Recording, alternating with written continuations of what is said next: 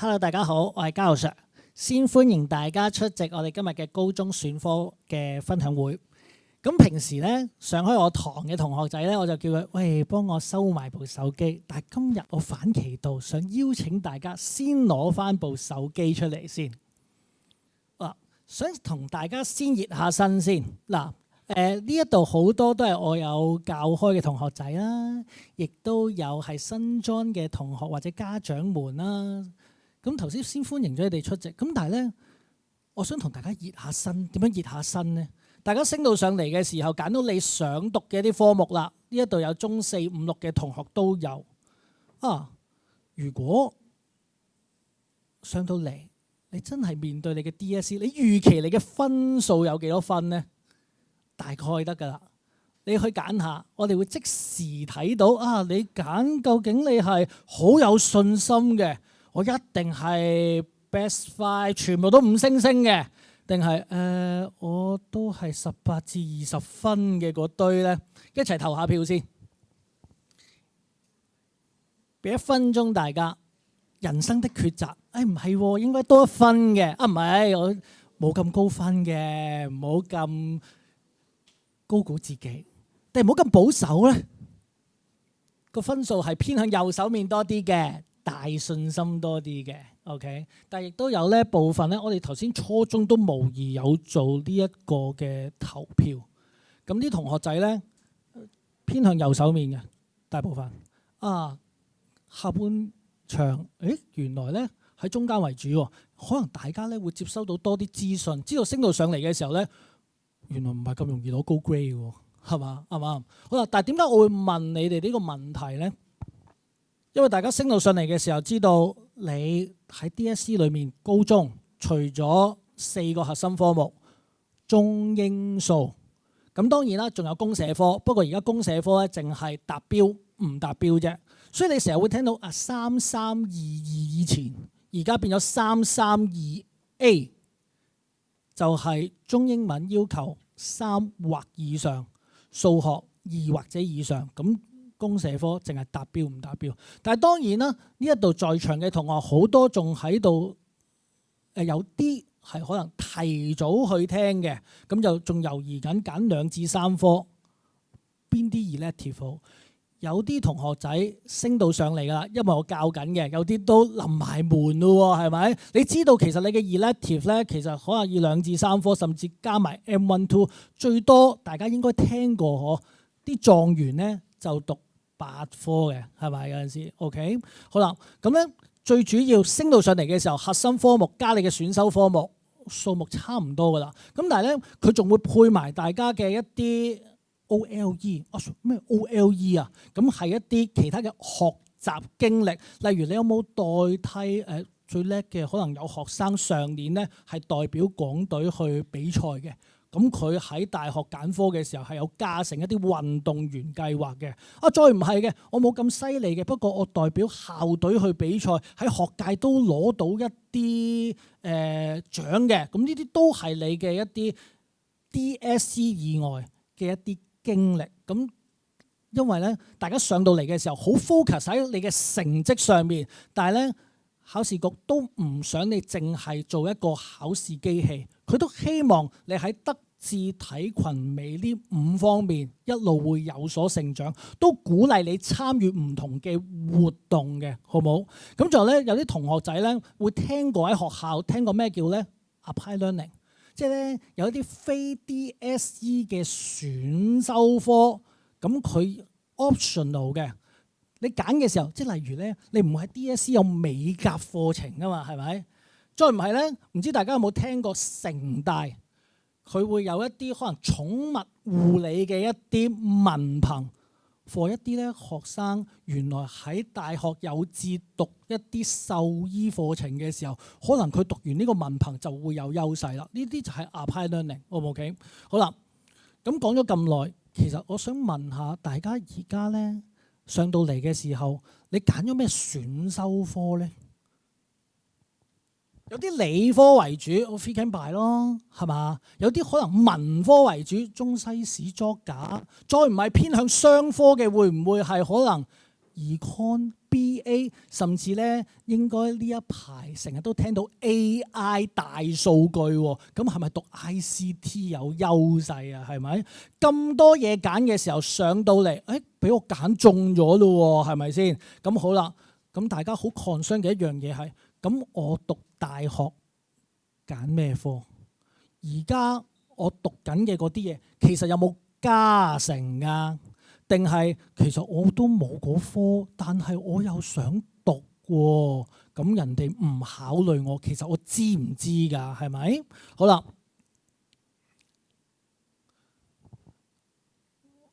臨埋門真係要揀大學嘅時候，嗰選科其實有啲乜嘢嘅篩選準則呢？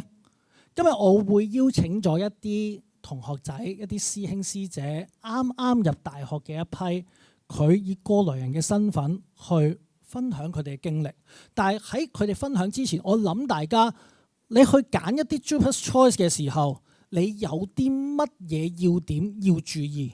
例如你嘅興趣啊，大學4年嘅喎，如果全程都係讀一啲我冇興趣嘅，咁即係玩足4年啫，係咪？好啦，再唔係嘅話，其實咧，我知唔知道其實？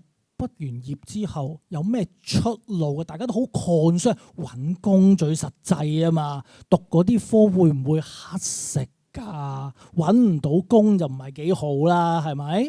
好啦，定時有冇睇大學嘅一啲 email？原來佢會通知你去 interview 㗎。仲有一啲唔同 JUPAS 各大院校嘅一啲要求，例如入我個科，我一定要讀 Chem 先至俾你嘅噃。但係我冇 Chem，仲揀唔揀啊？梗唔揀啦，人哋都唔會揀我嘅，係咪？又或者我讀 M1-2 讀 Physics，原來讀 Engine 有加成嘅喎，咁我會唔會喺 JUPAS 嘅時候考慮多啲呢啲科目咧？好啦，咁呢啲係好 general 嘅一啲準則，咁但係。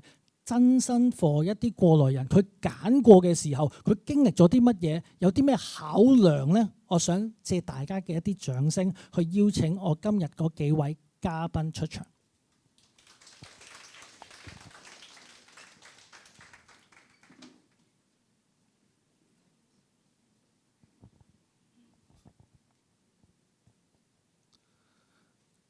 我就對佢哋好熟悉㗎啦。咁但係大家第一次見佢係咪？所以想邀請你哋咁多位，先介紹下你自己先。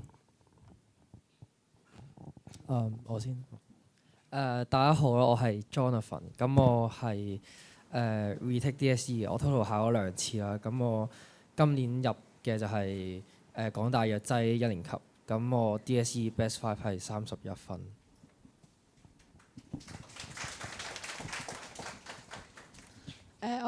sorry， 我係 Cherry 啦，我係今年考 DSE 嘅，然後我 Best 5係34分入港大醫科。Hello， 大家好，我係 Brian， 我 Best 5 28分入咗 Poly U 嘅物理治療。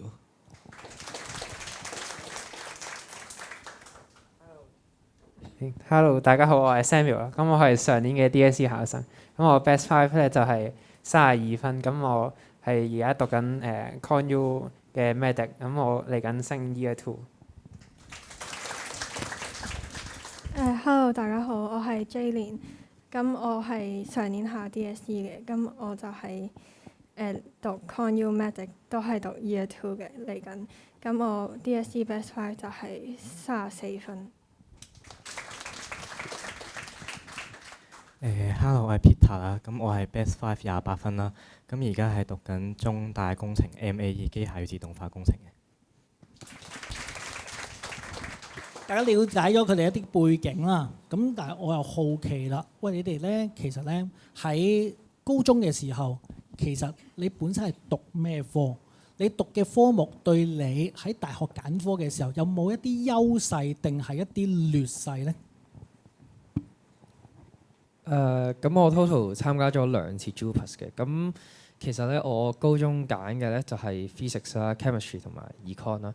咁我覺得係有少少劣勢嘅，因為我點解當初要再讀多次咧？就因為我揀嘅科入面咧，食唔中晒所有 rating 啦。咁就變相我就算我 best five 我高分過其他人咧，跟住結果我都係入唔到我想揀嘅科。例如我本身係想讀 Science and Education Con U double degree 嘅 program 啦，但係因為咧我冇讀到 M1，我本身想揀 M1 嘅，跟住咧佢 M1 係有加成啦，就變相最後咧如果你 M1 攞個 level 4，我同我 Econ 攞個5星嘅話咧，我 Econ 5星只可以高佢 around 0.25分咁樣咯，係啊，咁就入唔到啦。咁我今年咧quit 咗之後咧，其實我就自己去自修翻個 M1 啦。咁跟住之後就再考，咁就好順利咁入咗藥劑，因為藥劑咧係計 band 6嘅，咁咧我讀多咗科 elective，所以我就可以中英文就淨係計一科咯，咁就數學啦，跟住3科 elective 啦，再加埋 M1 啦，係啦，因為係我中文就有啲渣咁就可以避咗佢。咁我就係讀 physics、chemistry、biology 同埋 M2 啦。咁我港大 medic 咧，佢淨係計 band 6啦。咁其實對我都有啲着數，因為我係讀埋 M2，which is 我有4科 elective 啦。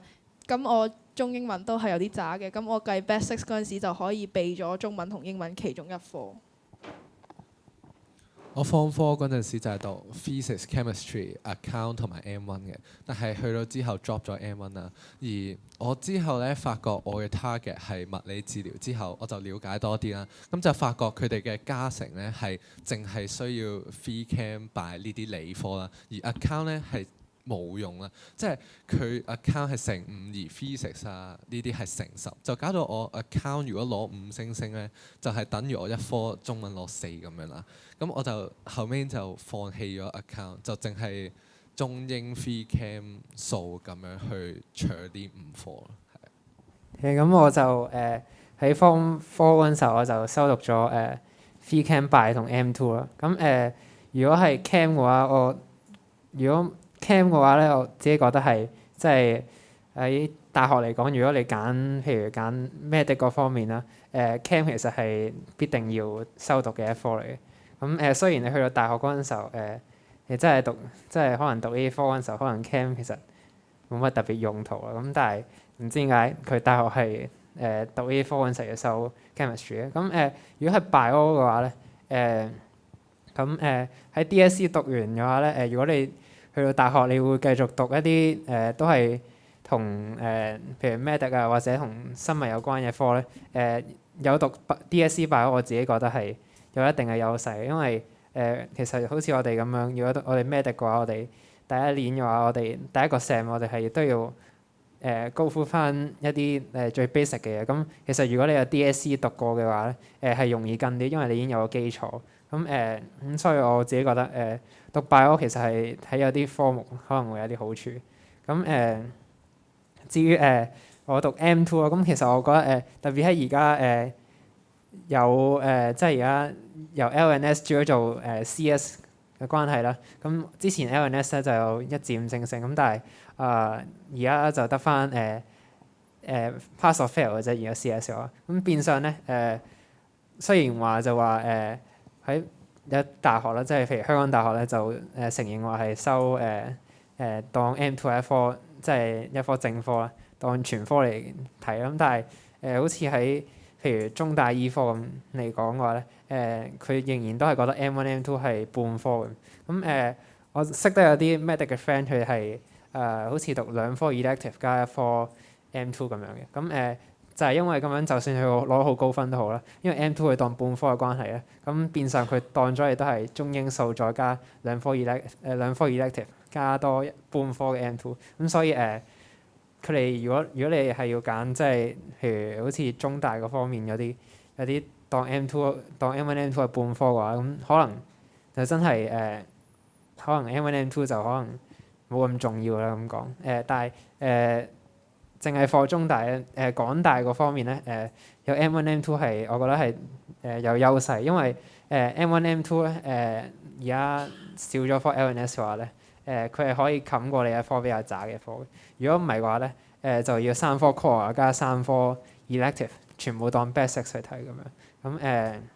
咁當然啦，我自己就文科嗰方面咧，中英文比較差咁如果真係冇到 M1 M2 嘅話咧，咁中英文就要硬食咗佢，當係 Band 6其中一部分。咁如果你有科 M2 嘅話咧，你起碼可以冚過一科咁樣，即係譬如冚過科中文，咁就當係英數3科 elective 加翻 M2，咁就加埋到 Band 6咁樣。咁其實M1 M2 可能對於而家嚟講都可能有啲好處咁。咁我自己就係讀 Phy Chem Econ 同埋 M2 嘅。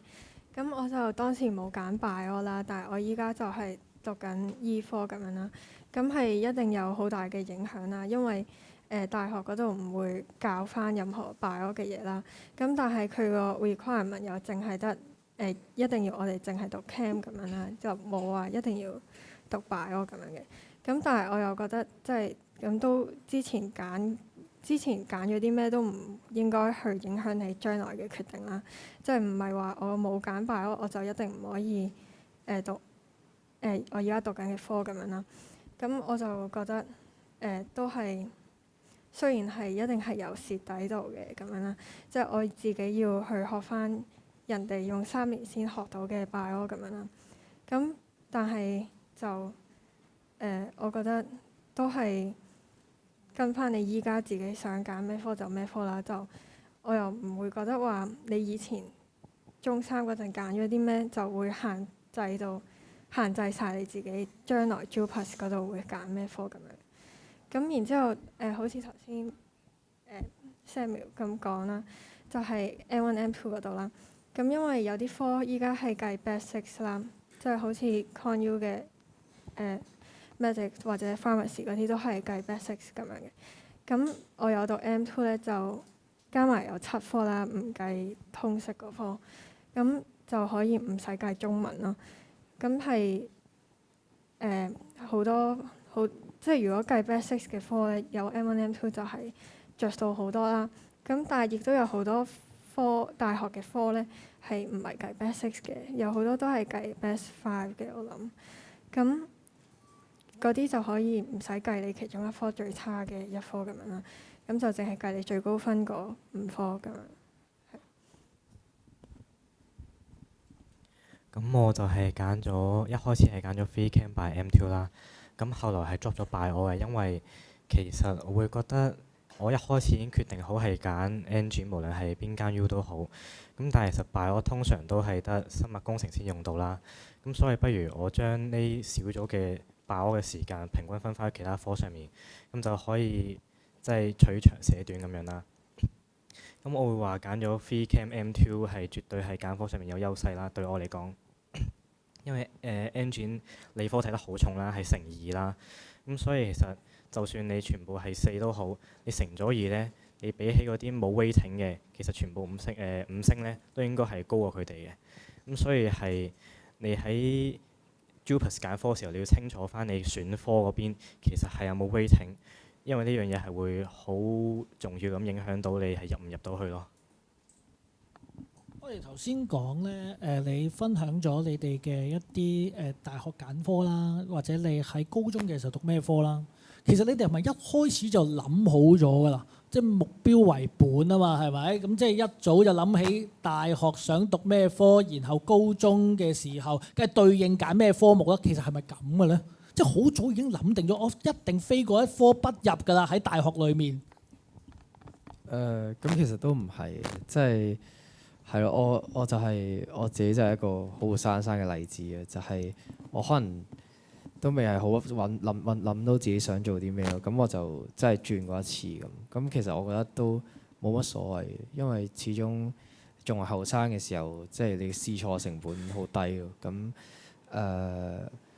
係咯，就係我就覺得即係學到嘅嘢都會多咗咯。你可能轉咗唔同一個學系咁。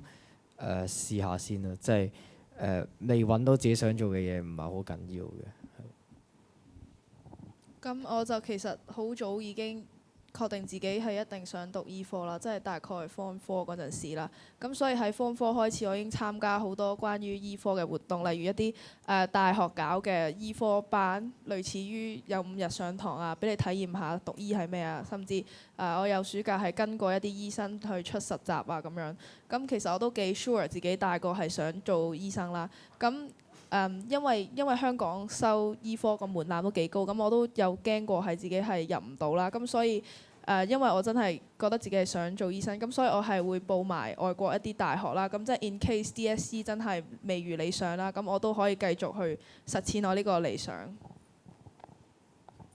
我喺揀科嗰陣時，其實就未諗好我大學要讀咩科嘅。我係大約 Form 5度先知道自己嘅目標係物理治療啦。而我嗰陣時就係採取一個大包圍嘅策略啦，就係有讀啲理科，而有讀 account 作為雙科，咁我可以之後大學都可以行雙科呢條路啦。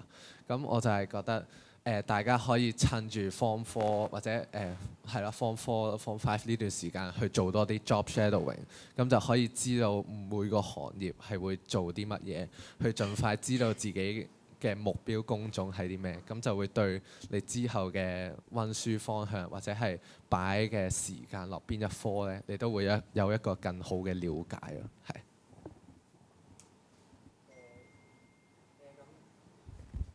咁我就其實我自己未去到中五之前，我自己都冇話特別話想讀啲咩科，因為我其實中四嘅成績就冇話特別好咁樣。咁我係去到譬如中五嘅考期嗰陣時候，因為其實我知道自己份人係即係覺得社會其實都好少出路可以走，咁其實有少少迫於無奈啦。咁我自己對於我一個人，我自己覺得我揾工係好難嘅一件事嚟。咁特別係如果你要我成日 send email 出去揾人喺份工嘅話，咁其實我自己覺得好辛苦。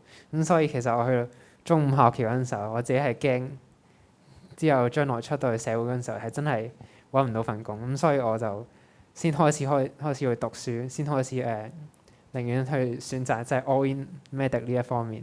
因為真係而家香港嗰個出路係真係越嚟越窄。咁其實好多條路都走唔到。咁當然啦，我都有考慮過除咗 medic 之外，考慮過 engine 呢一方面嘅，因為我自己都係偏向理科嘅人啦。咁我同埋我修讀都係 Phy Chem Bio 同 M2。咁去到最後好彩就係 DSE 碌到過關啦。咁雖然都唔算話考得特別好，咁去到最後係咁有得揀 medic 就揀 medic。其實都有諗過放榜 DSE 放榜之前，我都有揾過我之後會報，即係揾過啲報 Connu Engine 嘅 friend 啦。咁我都有同佢商量過。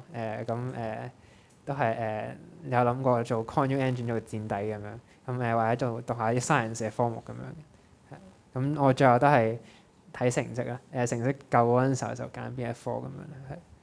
咁就冇話過我自己其實中五之前話特別話想入邊科，但係當然入到 medic 係最好咁樣。咁當然大家其實唔一定要跟我，可能我自己份人係可能有啲有啲硬啲，即係睇得冇咁樂觀咁樣係。咁當然可能社會一定有大把出路，一定揾到幾份工嘅係我睇唔睇係我自己覺得人生有啲難咁嘅。出自一個 medic 學生口中啊，可能佢真係哇，當時可能有啲迫於無奈嘅喎，睇得比較淡喎，咁所以開始發力。咁每個人都有佢嘅轉捩點嘅，係咪啱唔啱？咁我就一開始都冇話特別想知道自己想讀啲咩嘅。咁我一開始中四甚至去到中五，其實我自己都係諗住讀商科嘅科嘅。咁我係去到中五尾至中六嗰陣，我突然間想讀醫科咁樣啦。咁但係其實我兩科都非常有興趣啦嗰陣。咁我其實除咗香港 JUPAS 呢度揀醫科之外，我係外國嘅大學係揀咗商科嘅。咁即係如果當我成績一嚿嘅時候，咁其實我到時即係揀即係放晒榜之後，如果兩邊都收我就可以先再作決定咁樣嘅。即係我就俾咗好多時間自己諗我想讀醫科定係商科咁樣，咁就係可以兩邊走咁樣啦嗰陣。咁但係我其實一路都係冇話確實一個目標咁樣啦。即係因為可能有啲同學，我自己有啲同學都會中四啊嗰陣就已經話上到商科啊、醫科啊嗰啲啦，即係好明確有個目標咁樣啦。咁我係一路都冇嘅，但係我就對自己學校讀緊嗰啲 elective，即係無論係physics、chem 啊、econ、M2 呢啲，我自己都係好中意啦。咁所以其實你即係 science 類嘅醫科咁樣 science 類嘅，咁我自己好中意啦。咁而 econ 嗰啲商科我又好中意啦。咁嗰陣我都係唔知點揀嘅。咁但係我最後都係覺得，即係因為好似我就係最後就係揀咗醫科啦。因為我兩邊都好有興趣咁樣啦。咁至於我嗰陣點揀，我就唔係好記得。我唔係，但係我其實幸福嘅煩惱啊，呢啲叫做乜都入到咁啊，兩科都好啊，揀邊科咧？當時有冇擲銀仔啊？我想問下。都係佢自己想嘅，都係佢自己想。咁就係兩科我都中意啦。咁嗰陣就諗住試下先咁樣，即係醫科試下先，讀咗先算啊咁樣啦。即係其實如果我唔中意，我咪再轉咯咁樣。咁但係依家就都 OK 啦咁樣啦。咁所以我就覺得即係諗唔到讀咩係好正常啦。即係我哋都嗰陣好細個，你哋都好細個咁樣啦。咁其實係正常嚟講都唔會知道自己將來想做啲咩㗎啦咁樣啦。咁所以就我覺得又唔使太緊張，話一定要揾到自己想做啲乜嘢。咁都係到時你揀科嗰陣先諗。我就揀科嗰陣先諗，我就冇話好早就諗定咁樣。即係真係去到填 JUPAS 我先真係揀邊科咁樣咯。咁我覺得前面都覺得好啱啦，即係其實你想揀咩科，又或者你之後想做乜，其實真係諗唔到係好正常嘅事啊！好老實講，我而家都未諗到之後可以做咩啦。咁但係我覺得你一個選擇嘅過程應該係慢慢收窄嘅。咁首先你應該係 confirm 咗自己係想讀文科啊、商科啊，定係理科方面嘅嘢啦。再特別啲可能醫科啦。咁但係唔係個個都讀到醫科，又或者話想讀醫科㗎嘛。咁我自己就一開始就好 confirm 咗自己係理科嗰方面嘅人啦。之後去到 Form 5嗰時先至開始再揀到底係 engine 定係 science 啊。咁之後去到 Form 6先決定咗係 engine 嗰邊啦。咁其實我係未去到佢 deadline 之前咧，都未諗好到底係揀邊科 engine 嘅。咁所以我就一直喺度開晒全部大學嘅 engine 喺度逐個睇啦。咁最後我點解係揀咗中大 MAE 咧？其實原因好簡單嘅啫，純粹係佢望落好似好玩啲，有啲嘢可以喐下手咁樣咧。我唔希望即係成日都係坐喺個電腦面前揼曲咁樣啦。咁 MAE 就可能好似可以手上面喐多啲啦，自己整多啲嘅嘢啦。咁所以就其實唔使話咁急咁緊張，話自己係揀唔到應該點樣算。反而你應該係先諗好眼前你大方向應該處理咗嘅嘢先，然後再慢慢等你時間過咗去，自然就會有個方向喺度咯。佢哋好多咧係讀好咗先咯，到陣時睇下 JUPAS 再就住興趣去揀咯。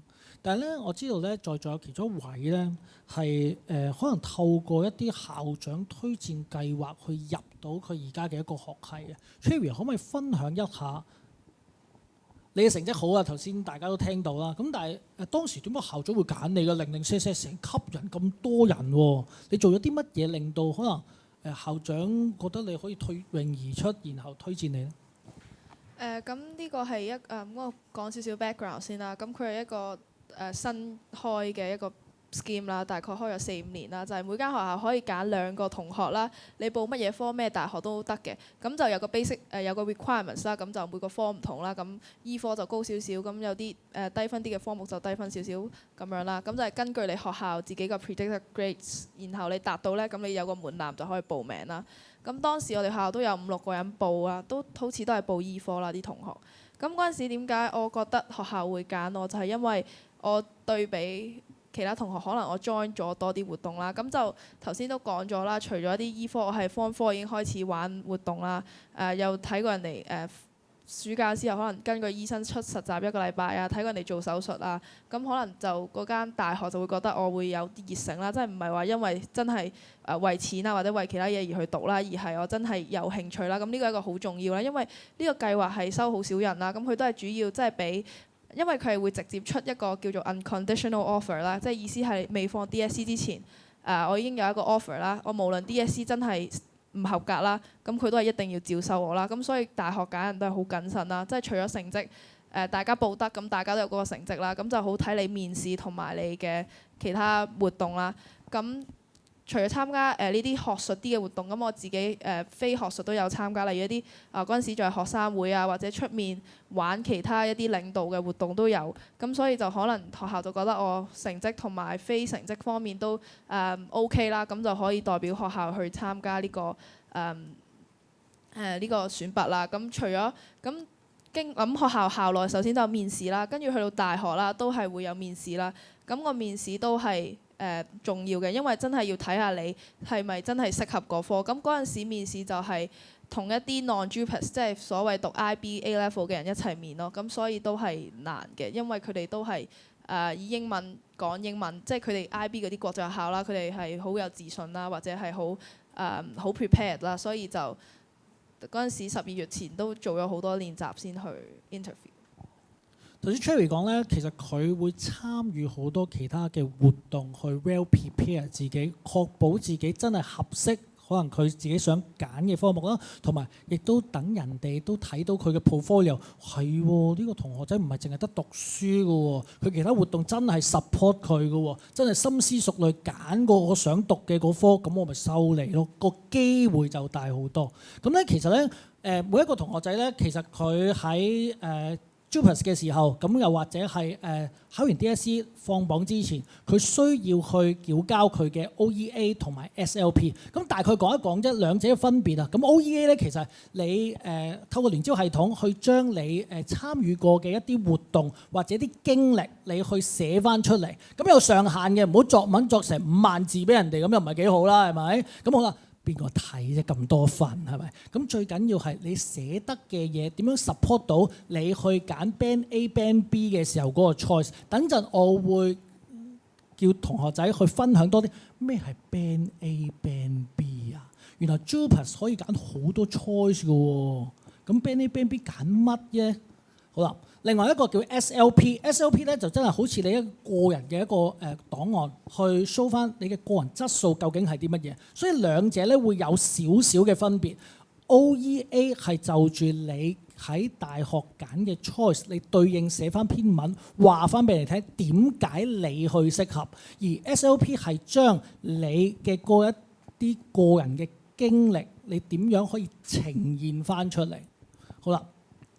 咁另外咧就係頭先我哋提到 Band A、Band B 喺我哋揀 choice 嘅時候有幾重要，可唔可以同大家分享一下當時你哋去揀 JUPAS choice 嘅時候，嗱咁多個 choice 啦，你點樣去選擇邊啲擺先，邊啲擺後嘅咧？有咩重要性㗎？其實咁大學聯招咧就會分咗好多個 banding 咁樣啦，咁咧就每個 banding 就可以擺3科啦，咁就多數咧我哋最着重嘅咧就係A1 至 A3 同 B1 至 B3。咁咧頭6個科咧，多數咧我諗可能大部分嘅人咧都會喺呢個位置就攞到佢哋自己學位啦。如果唔係嘅話咧，就有機會係冇 offer，因為咧大學聯招係咁玩嘅，即係你順住排落去嘅時候咧，佢最先會考慮咗你 A1 嘅 subject 先啦。如果 A1 個科咧收咗你嘅話咧，咁你就斷咗㗎啦。因為 JUPAS 只會有一個 offer 啦，所以咧如果 A1 收唔到你嘅時候咧，先會落去 consider A2。如果 A2 收咗你咧，咁自然咧你就唔會有 A3 嘅 offer 啦。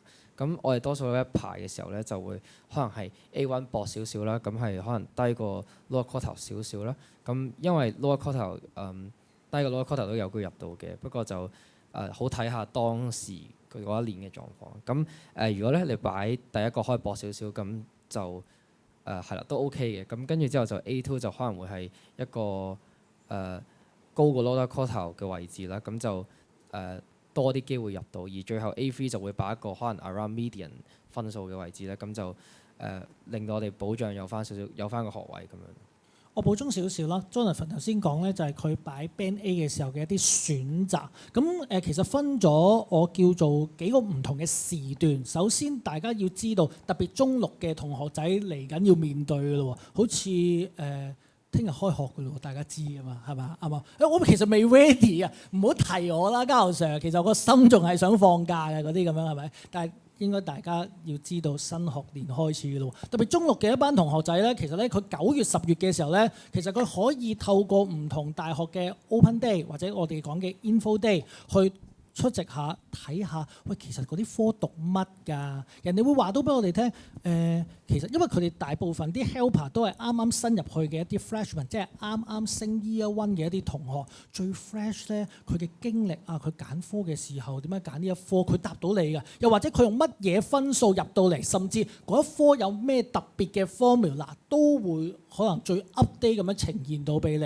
呢個係9月、10月嘅時候，你可以透過大學 Open Day、Info Day 去攞到嘅一啲 information。咁到真係埋牙嘅時候，你知唔知10至12月呢段時間咧，你可以開始去喺 JUPAS 嘅系統度揀 choice 啦。咁我就會建議同學仔，你需要 interview 嘅科目係應該要擺喺 Band A 嘅呢個時段。點解？因為有啲科目係註明咗你唔擺 Band A 係唔會有 interview 嘅機會，冇 interview 嘅機會，你係連入都有機會入唔到，所以非常重要。反而你其後仲可以就住你嘅成績去有調動，係好正常嘅。特別喺你放完榜之後，攞到你張 cert DSE 真實幾多分，你係可以調動你嘅 choice 嘅，好冇？咁我補充多少少 Band A、Band B、Band C 嘅分別啦，因為我嗰陣時其實都唔係好明做緊啲乜嘢啦。咁好多人話點解我一路排落去，由最高排到最低咪得咯，排到20個 choice。咁其實唔係，因為 Band A 係成個 JUPAS 系統會考慮晒 Band A 先，即係我收晒 Band A 所有人，先去考慮 Band B。即係我舉個例子啦，如果你 Band A 排得太薄，可能嗰科最低係收36，你擺到 Band A3，你都係你自己得34分，咁你自己根本就入唔到。但係如果你 Band 1你擺一個36分嘅科啦，但係其實佢都有機會唔收你，就係點解？因為 Band B 係會成個 JUPAS 系統會考慮晒 Band A， 有學位剩啦，咁先會跌落 Band B 再先考慮啦。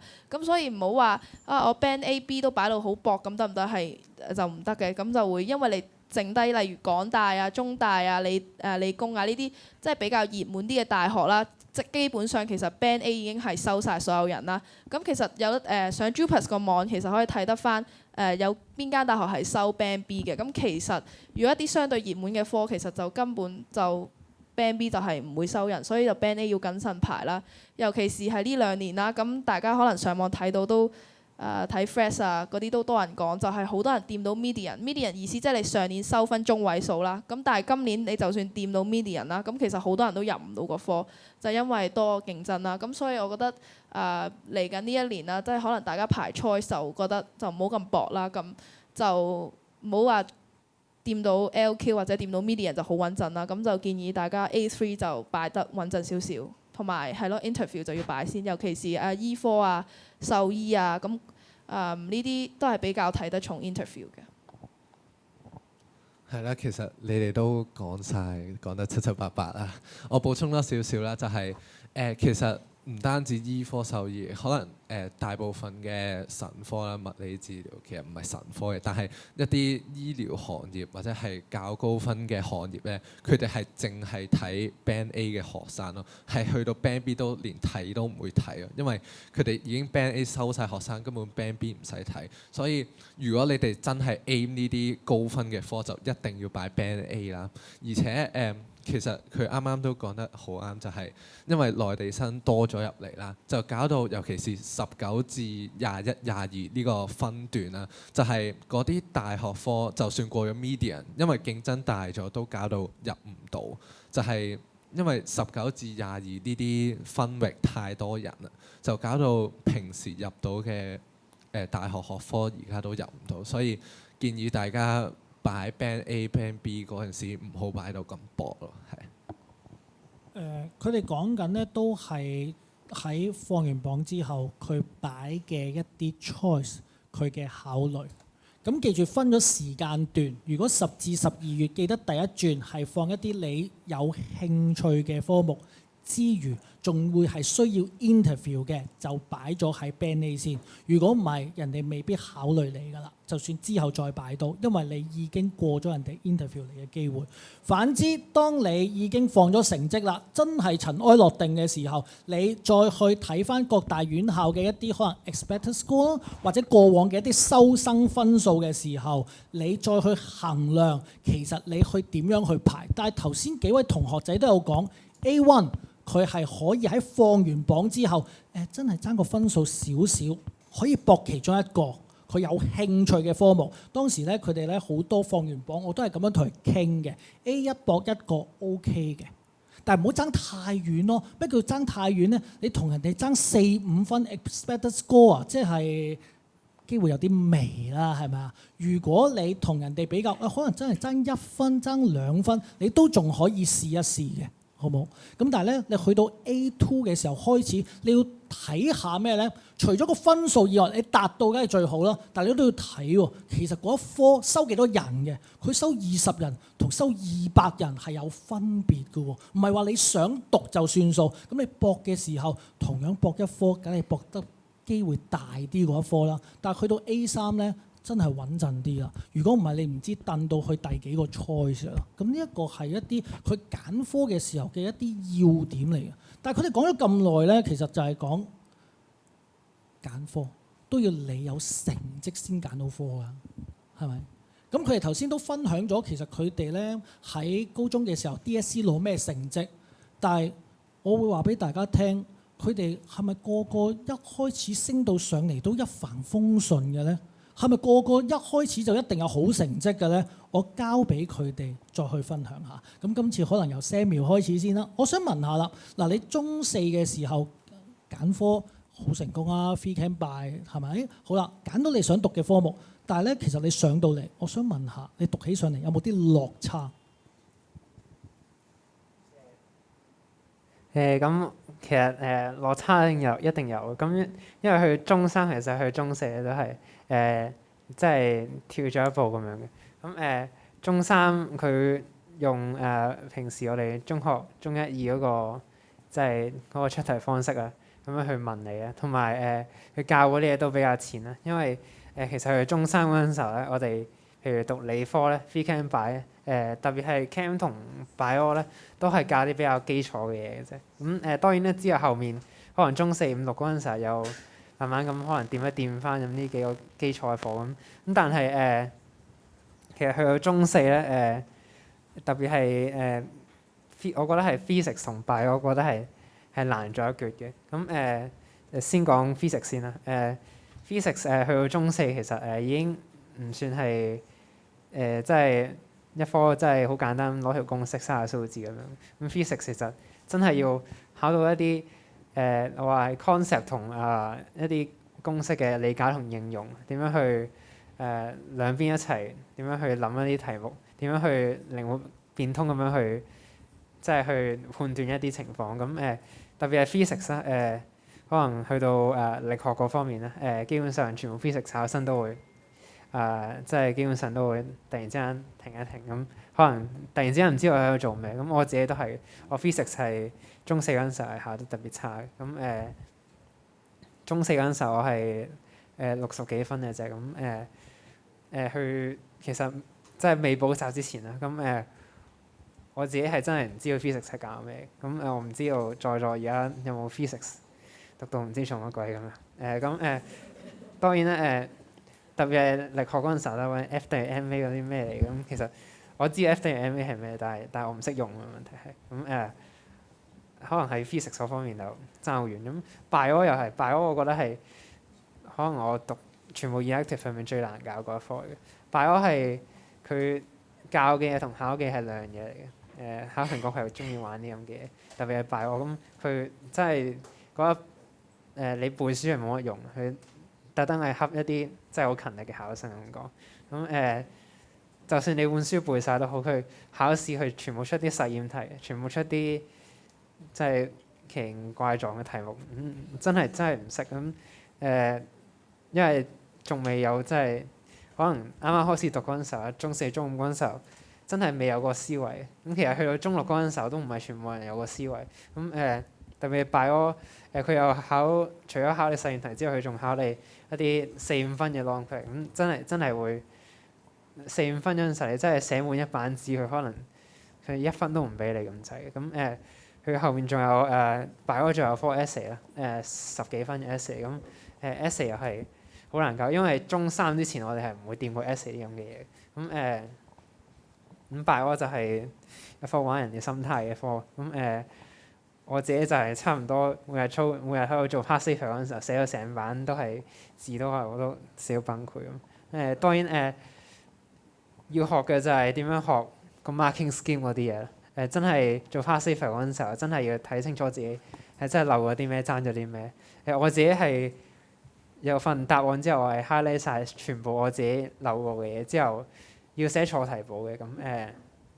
Bio係就係同埋要少運氣，我自己覺得係 DSE 始終唔係淨係有努力就有嘅嘢嚟嘅。咁當然之後仲有 Chem 咁，其實 Chem 就都係開始去到中四之後就開始譬如多計數啊，多咗啲好古靈精怪嘅嘢。咁唔再係一啲基礎嘅嘢。咁其實可能Chem 咧仲會考埋你 marking scheme 嗰方面嘅嘢嚟嘅。咁marking scheme 要有關鍵字眼，咁你都要答到。咁Chem 就係除咗你有讀書嘅學問之外，你仲要識得做卷嘅學問。咁係咁就可能喺度DSE 考生都可能有心同感受。咁DSE 係辛苦，咁所以除咗加油之外，仲要要識得學識點樣去識玩呢個遊戲咁。咁我自己就讀 Phy Chem Econ 啦，咁就講下 physics 先啦。咁我就係一開始中四嘅時候，咁其實佢係難好多嘅，即係對比中三係我諗係10級跳咁樣啦。即係中三其實全部嘢都係呃你嘅啫，即係嗰啲 physics chem 嗰啲都其實都係假嘅。咁係即係咁中四開始係突然間好難嘅，咁係正常嘅我諗。咁但係我自己咁當然中五嗰啲就會越嚟越難啦，不過就唔會話好似中三去中四咁樣難好多咁樣。咁我自己就係中五嗰陣開始就有啲唔掂嘅 physics，即係唔係好明嘅好多位都。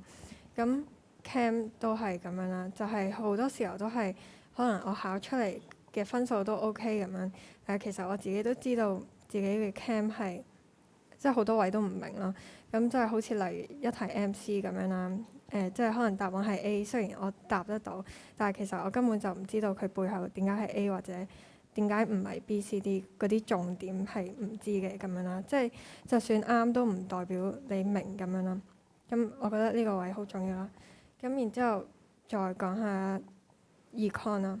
咁 Econ 係我自己對我嚟講最容易嘅一科嚟嘅，即係3科 elective 包埋 M2 4科嘅話，Econ 係最容易嘅對我嚟講。咁就係因為佢只要你明晒咧，就基本上都 OK 嘅。咁但係佢就有好多答題嘅框架咁樣啦。咁好多 point 都係你答到嗰個字咧就有分啦，你答唔到嗰個字就冇分啦。咁同埋，但係因為 Econ 係好多人都好高分啦，咁所以佢個 cut off 係好高啦，高過 physics chem 好多噶啦，即係可能要95或以上先有機會有5星星咁樣嗰啲啦。咁我就覺得呢一科係呢個位最難啦，就係你要考 DSE 嗰陣好似要完美咁樣，即係你成份卷都要啱晒，你先有5星星咁樣啦。咁至於溫書嗰方面咧，我就覺得即係好似頭先有人都有講到錯題簿咁樣係好好用嘅。咁我又覺得唔係全部科都需要啦。我自己錯題簿就係整咗 Chem 同 Econ 嘅啫。咁因為我覺得數學同 physics 都係計數方面嘅嘢，我就冇話特別去整啦。咁因為都嘥時間㗎嘛，咁就唔需要全部科都要整，都係按自己需要啦。咁 Chem 同 Econ 就係即係操卷嘅時候，你錯嘅題目就可以抄翻低啦，或者影咗佢啦，擺埋同一個 file 啦，然後你就寫翻嗰個答案嘅解釋。咁我就係平時都係考試之前啊，都淨係温嗰半部嘅啫，即係所有錯題。咁我就係好習慣係考試之前係温自己錯過嘅題目嘅，就唔會話去温本教科書咁樣。咁同埋另外就係啦，DSE 都係好靠嗰日嘅狀態咁樣啦。咁因為DSE 唔係喺你自己學校考㗎嘛，通常都咁你身邊嗰啲人都係唔知邊個嚟㗎啦。咁係好多噪音㗎啦，成日考試嘅時候。咁我就雖然呢個咧係運氣啦，你做唔到啲咩啦，但係因為我自己係非常之受噪音影響嘅，我係操卷嘅時候係會上 YouTube 揾一啲噪音咩考試噪音嗰啲嚟一路聽住一路做嘅，即係佢就會有啲車聲啊、救護車聲啊、隔離位打乞嗤嗰啲聲啊。跟住啲老師行嚟行去啦，即係因為我考嗰陣係你聽到你會好敏陣㗎啦，其實咁我自己係最尾1個月先咁樣做嘅。咁我係做第一份卷係 Econ 啦，係好明顯地錯多咗4-5題嘅，因為我不嬲 Econ MC 可能都係即係幾多分我自己知啦。咁係好明顯地係有一個落差嘅。咁但係同埋係好燥底嘅，你會做到即係好鬼燥啊！咁但係你一路做，你一路如果你習慣咗咧，咁我係揾啲好誇張嘅，你哋就唔一定要咁樣啦。因為我自己係真係好受影響啦。咁我覺得係好有用嘅呢樣嘢。咁因為到時係真係會咁樣嘅，因為我其中一科隔離嗰個係即係好似冇做過份卷，佢係全程每1分鐘就喺度擤鼻涕咁樣。跟住我係覺得好騷擾啦。咁但係你一定要俾自己唔可以俾佢影響咯，因為咁樣就係好慘㗎嘛。你努力咗咁耐，就係因為個隔離位或者前後左右就受咁大影響咁樣。咁所以係啦，我就覺得呢啲係可以幫你自己到時冇咁情緒變化，即係冇咁緊張啦，係咯咁。原來考試前要適應下啲噪音對自己嘅影響㗎喎，係咪？咁我覺得由 Form 3升上 Form 4，即係 Phy Chem M2，簡直係覺得俾人呃咗啊！即係感覺就係我原本係以為係 Form 3上 Form 4會係一個先學爬再學行嘅過程啦，其實唔係嘅喎。其實係先學爬之後就叫你去體育場度跑4個圈1600米咁樣，之後個成績好差，仲攞翻嚟笑你，哈哈你好廢啊咁樣。咁所以咧，我又覺得即係一開始 Form 4你係會好挫敗啦。即係具體啲嚟講，就係例如話，我原本可能喺 Form 3 Phy Chem M2，我望落成績都算唔差，我先揀嘅咋。結果我去到 Form 4就唔知點解俾我全級包尾啦，我真係啦，你會好挫敗啦。咁之後就我想先講翻 Chem 先啦，即係我會覺得成個 Chem 呢，就係一個冷知識問答比賽啦。即係你同一條題目呢，係可以有4個唔同答案嘅，唔知點解。咁就你係唔知個出卷人係想要你邊個答案啦。有時佢又問翻你啲其實係書上面根本冇嘅嘢啦，就好似佢話常識啦，我覺得啲常識根本就唔係常識嚟嘅，冷知識嚟嘅係啊。咁就我會覺得 Chem 係一個好難去理解嘅科目啦。真係其實我揀理科都係為咗唔想背咁多嘢啫。其實原來好似背嘢係多過文科嘅喎。咁我覺得揀 Chem 就好似我係有啲中伏啊，係啊。咁就啱嗰兩位都有提到錯題簿啦，其實對我嚟講係完全一啲用都冇嘅。點解呢？我本身都唔識背嘢㗎啦，我仲望住個錯題簿，我都係背唔到嘢㗎，係咪先？咁所以我就自己用咗另一個策略啦，就係我錯就望住佢錯，我就要死頂去，我一定要答得翻啱呢題㗎啦。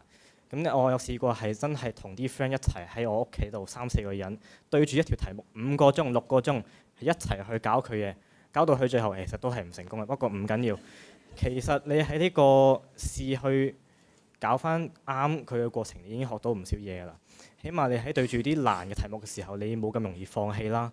你可以去真係有一個想啱嘅心啦。去到後面你去温習嘅時候都有好處嘅。咁再講翻 Physics 同 M2 啦，我會覺得佢係抽象得有啲抽象咯，係啊。咁佢係你左手右手又分唔清楚啦，你腦入面仲要諗啲3D 嘅嘢啦。咁其實係我會覺得你一日未 get 晒佢全個嘢係講啲乜嘢呢？你都係爭咁啲，而你爭咁啲咧，你嗰條題目就唔使做㗎啦。即係你係望住嗰啲數字，係啊，我淨係要用呢啲數字啫嘛，我淨係要塞一條式度就有㗎啦，有分㗎啦。咁係邊條式啊？其實佢有20幾30條式喎，咁你揀邊條咧？揀完咁你係咪塞得啱位咧？其實係未必嘅。咁所以我覺得無論係 physics 又好，MT 又好，Chem 又好，你真係操練非常之重要，同埋你唔好驚錯。你錯完你錯完再錯都唔緊要嘅，係你錯翻1條5、6、7、8次係啱嘅，正常嘅。你錯得多就唔會再錯，你已經記得條題目㗎啦。真係試過係望到條題目咧，我未睇完已經知道答案係60㗎啦。咁所以咧，你真係要再操多啲咯。你操到係當食飯咁食啊，咁你自然就識做㗎啦，係啊。咁前面都講得差唔多，咁我都有mark 低錯題目嘅習慣嘅。不過咧，我就好少成條抄啦，我多數就用幾隻唔同顏色嘅 highlight pen 咁樣啦。咁我就會間低錯啲咩啊，跟住寫翻低個原因。咁我温書嘅時候咧就可以好快咁立一立我錯嘅題目啦。咁就唔使話每次都要成份做翻一次咁樣咯。咁其實因為你去到後面咧，你又有埋 elective 啊，即係physics chem elective 咁樣，咁又有本身佢嗰啲 part one 咁樣，咁其實係會好多 notes 噶咯。咁你係唔使知諗可以做多次。其實你成個 form 6可能嗰條題目咧，你做完1、2次之後咧，你臨考之前都唔會再有機會望翻咁樣。咁所以就我覺得 mark 低錯咩係超級重要嘅。咁但係大家都唔使咁驚嘅，其實因為我係好遲先開始追翻啲進度嘅。咁我之前一直都係喺度玩咁樣。我小學至中學咧，我都係冇乜好認真讀書啦。咁我 Form 5尾我先係叫做開始嚟補習咁啦。但係我嗰陣係考緊即係全級同全班都係好後咁樣。咁但係咧即係我好認真，成個暑假我就係操翻晒啲 bio topic 啊。跟住就好似佢哋咁講啦，即係每一條題目唔識嘅做多幾次咯。咁同一個題型又做多幾次。咁之後 Form 6頭咧，我就都去翻一個即係幾好嘅位置咁樣，即係都頭嘅名次。咁個內容上面咧一定唔係好多噶啦，不過係睇下你有冇心機去真係補翻啲窿窿啊，真係明翻你自己有啲咩係需要再做得好啲咁樣。Jonathan，我想問多少少咧，你話可能中五尾嘅時候仲係可能學校包尾嘅嗰啲情況，其實你中4係揀到自己想讀嘅科目嘅喎，點解個落差你會覺得咁大咧？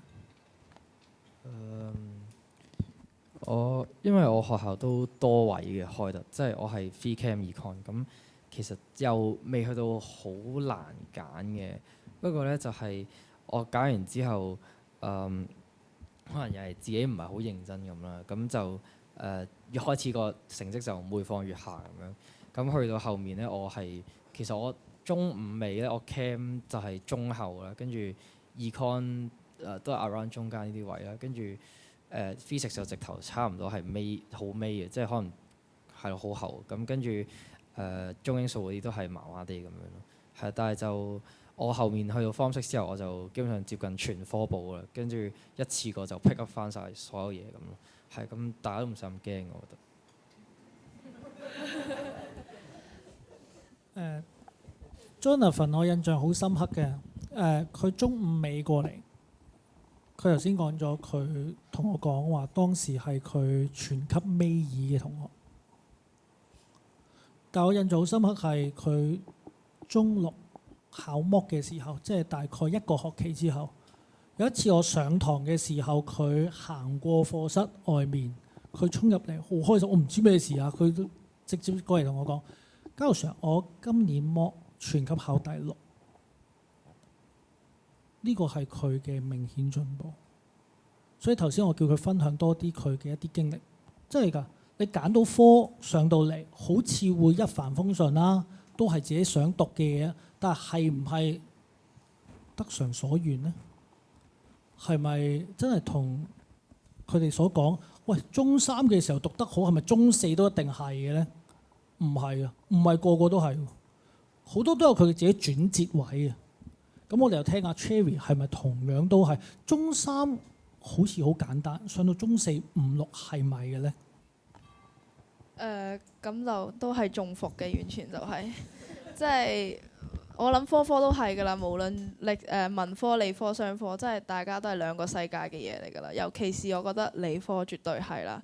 咁我就想講翻啲時間分配同埋心態上面啦，因為都好重要。我相信大家都就嚟考 DSE 啦，甚至係咯就嚟啦。咁嗰陣時咧，老實講，中五下學期尾啦，我考得係成績係好嘅，即係校內考試啦。咁我就冇所謂啦。中六我覺得我自己 pick up 到啦。跟住中五暑假啦，去咗一個好長嘅旅行啦。跟住一開學翻到嚟揦嘢啦，因為咧隔離位原來已經做晒 past paper，即係自己已經好 prepare 啦。我係連暑期功課咧我都未乜點做完啦。咁跟住咧咁我就好驚啦嗰陣時，因為死啦！咁我平時咁勁，跟住大家翻到嚟好似大家都進步晒喎，我自己乜都冇做。咁我就嗰陣時就已經係瘋狂喺度補做嗰啲 past paper，即係大家唔好以為放考 DSE 前一個月咧有一個月 study leave，日日喺屋企啦。其實係嗰一個月真係過得好快，即係你尤其是你要預留可能幾日咧，自己會心態崩潰啦，係完全係提唔起勁做嘢嘅。即係點講呢？因為嗰陣時你已經係操到好麻木啦，即係你每日做啦，跟住你以為自己琴日仲做緊份數學，哇有5星星喎，跟住今日做第2個年份啦，我係跌到落 level 4都係有試過嘅，絕對。咁跟住你就會心態好崩潰啦，跟住你又驚你啲同學話會唔會操得好勁啊？人哋12點都未瞓喎，1、2點都未瞓，你自己又喺度 hea 啦，咁呢啲係好正常嘅。同埋我覺得大家臨考之前就真係唔好用咁多社交，即係嗰啲 IG 啊、Threads 啊，真係唔好用，因為上面真係好玩心態啦。即係有啲人 post 出嚟又話：哎呀，我做晒12年啊，我做晒唔知幾多份啊，跟住又好高分啦。跟住你自己又望住自己個分就其實會崩潰。所以我真係嗰陣時考之前，我係直頭 delete 晒呢啲所有嘢啦。即係我覺得我自己跟翻自己嘅進度啦。咁時間分配方面啦，咁雖然我成個中午暑假都好似唔知做緊啲乜嘢啦。跟住但係好彩我平時考試之前我係有做開 DSE by topic 啦，咁之後 pick up 翻都好快啦，同埋佢哋都講得好啱啦，即係有時咧你真係唔好以為太多時間，即係你覺得我今次錯咗，之後可能有機會做翻咧，其實你嗰一刻唔搞明佢咧，你之後見到咧你都係會想 skip 啦，或者甚至都完全唔記得條題目，所以我覺得係首先心態好緊要啦，第二就係真係唔好懶咯，即係要認真。真唔好成日覺得仲有好多時間咯，時間過得好快啊！係，其實佢哋講得好啱。嗱，首先啦，IG 嗰個問題啊，我自己都身同感受，就係有啲咧學霸嗰啲咧，成日講到話自己今次有5星星啦，好簡單嗰啲咧，其實全部都係影響緊你心態。最緊要係堅持住自己嘅學習進度啦，即係可能有啲人去圖書館係溫10個鐘嘅，但係有啲人咧係唔適合溫咁耐，佢哋中意係放鬆溫，跟住可能5個鐘咁樣啦。但係喺5個鐘入邊係盡力去非常專注咁樣溫咧，其實同10個鐘喺圖書館嘅學習進度其實差唔多，所以最緊要都係揾翻自己適合嘅溫書方法啦。同埋我都希望大家可以盡早去做 DSE 嘅 by topic 啦，即係可能啱啱 physics 啊 chem 嗰啲啱啱學咗一個 topic 就去盡快操，就唔好等到去可能 form 6先操 by year，咁你就會發現自己係完全唔熟悉 DSE 嗰個玩法啦，而且係唔熟悉之餘又唔夠時間去溫翻自己錯過嘅嘢，咁就會係時間上已經輸人一腳。同埋最尾希望大家可以 join 多啲 mock 啦，即係可能 form 6嘅臨考 DSE 之前可以 join 下啲 mock 去模擬下自己真實喺大考場入邊考試嘅模式，因為係同平時喺學校考係唔同。你身邊啲人係可能好嘈啦，咩打乞嗤啦，甚至我自己係有一隻大曱甴喺地下上面經過咁樣都唔出奇，咁你就有機會係好影響嘅。所以希望大家可以習慣下喺考場入邊，萬一有啲咩突發情況出現，都做好一個心理準備，就唔好嗰陣時先嚟驚咯。係。佢哋分享咗有幾樣嘢嘅，就係佢中4升中5嘅時候嘅一個過渡，可能會係同自己預期有啲落差。咁佢當中做咗啲乜嘢去可能 for 佢去追翻上嚟啦？又或者係臨場應變咧，真係考試之前要做啲乜嘢嘅準備？真係模擬下親身經歷嘅時候，喂，同平時自己温書好似個狀態會有啲分別嘅喎。但係咧，我想問多少少嘅就係阿 Samuel 同 Jillian 咧，頭先咧佢都有講，佢會做自己嘅錯題簿。錯題簿因人而異嘅，係咪真係要抄一次？我諗係冇需要嘅。但係佢嘅錯題簿係 for 佢點樣用，去從而攞到好成績嘅咧？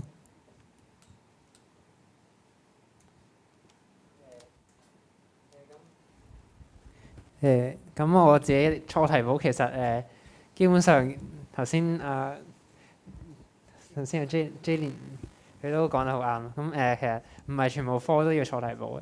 我覺得我自己數學科都冇得點做。我主要係譬如係physics 啦、chem 同 bio 啦，特別係啲 long crack 嘅題目針對住嘅咁樣。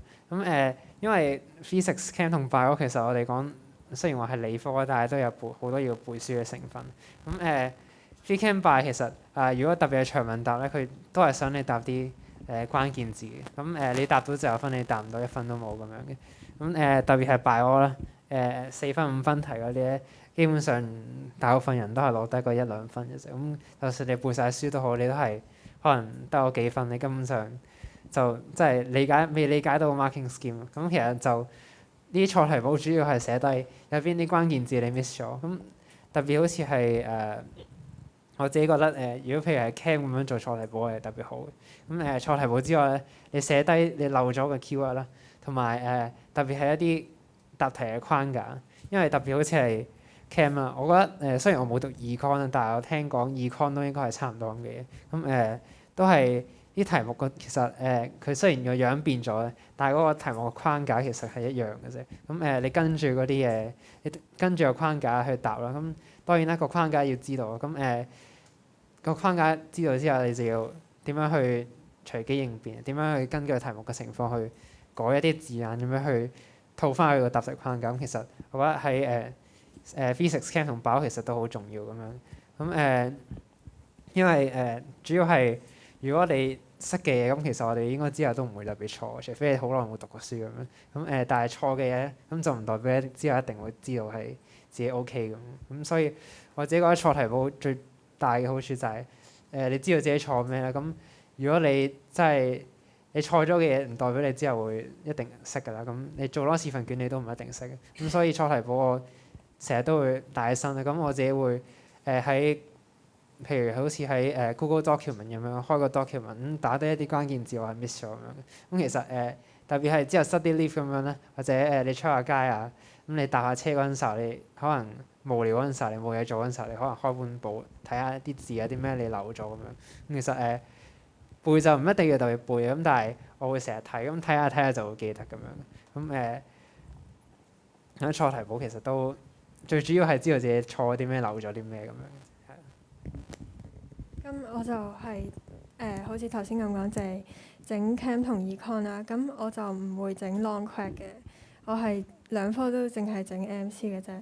咁因為我覺得 long crack 係比較 straightforward 嘅。我自己覺得全部科嘅 MC 都係難好多嘅，即係佢會好搞怪啊，即係會mix 好多嘢啊，又深好多啦。我覺得咁我就係淨係做 MC 嘅啫。咁其實個錯題簿嘅目的咧，就唔係你抄低你錯啲咩啦。其實我覺得最主要佢嘅用途就係俾你睇翻你錯啲咩咯，即係重點係你睇翻佢幾多次咯。咁我自己就成日都會睇翻嘅，即係咁但係我就唔係話中4、中5就做啦，我係中6先開始整嘅個錯題簿。如果唔係會好厚啦。跟住咁其實最主要就係你寫翻個題目啦，跟住寫翻係邊年嘅 DSE 第幾題，咁你就可以揾翻啦。然後寫翻你嗰陣錯嘅原因咯，即係可能你諗錯咗係嗰個乘嗰個，即係當係一條計數題咁其實係呢個咁樣，咁你就係寫翻你錯嗰個位同埋正確答案咁樣啦。咁我就覺得都係睇翻你覺得嗰科有冇用啦。因為以前我係有做 physics 嘅都，咁但係我諗做咗一兩日就冇做啦，因為我覺得physics 啲題目即係有好多圖咧，我就唔想抄啦。跟住同埋我就覺得好似冇乜即係計數嘅題，你諗到就會諗到，諗唔到就會諗唔到啦。咁然後係咯，類似咁樣咯。同埋即係好多人都成日都話要操卷啦。咁因為其實 DSE 考嚟考去都係嗰啲嘢嘅啫，咁樣啦。即係嗰啲 concept 都係類似嘅嘢。咁所以你如果 DSE 嘅所有 past paper 你都識晒嘅，即係錯完之後識翻晒嘅，係即係確保到佢考翻一樣嘅 concept，你都係識嘅。咁其實已經係好好啦。咁所以佢最大即係錯題簿呢樣嘢最大嘅好處就係佢成日翻炒啦。咁你嗰題佢其實好大機會都會出翻㗎啦。咁樣咁你都識咯，即係識翻啦咁。我點解邀請佢哋兩位講多少錯題簿咧？我想特別從佢把口去講翻俾大家聽，唔係要重新將啲嘢抄一次，唔係，我哋唔係抄書，佢純粹係將佢哋覺得錯得頻繁嘅，成日會重新去出嘅一啲 concept 先至寫落去。如果本身書有嘅 notes 有嘅，佢哋唔會再重新抄嘅。